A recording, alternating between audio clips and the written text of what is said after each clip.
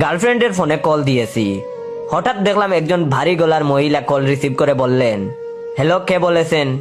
তখন আমি বললাম, কি ব্যাপার, গলাটা যেন মুঠা মুঠা লাগছে। তারপর আমার হঠাৎ মনে পড়লো এটা হবু শাশুড়ি মা। তখন আমি বললাম, হ্যালো, আসসালামু আলাইকুম, আমি গ্রামীণ ফোন থেকে জয় বলছি। তখন তিনি বললেন, হ্যাঁ, কি জন্য কল দিছেন? তখন আমি বললাম, ম্যাম, আমাকে এখান থেকে কল করে বলা হয়েছে যে টাকা কেটে নে। তখন তিনি বললেন, ঠিকই ধরেছেন, আমার কি সুন্দর মাইয়াটা, কত ভালো ছিল, এখন কোন হারামজাদার পাল্লায় পড়েছে, তার সাথে সারাদিন পটর পটর করে। আমি যদি ওই হারামজাদাকে পাই তো ওর প্রেম করা গুচায় দেব। তখন আমি বললাম, ম্যাম, আমরা কোনো ব্যক্তিগত সমস্যার সমাধান করি না। তখন তিনি বললেন, আচ্ছা, তোমার গলাটা যেন চিনা চিনা লাগছে, তুমি সেই হারামজাদাটা না তো? তখন আমি বললাম, না ম্যাম, আমি না। তখন তিনি বললেন, না তুমি। আমি বললাম, না আমি না। তখন তিনি বললেন, না তুমি।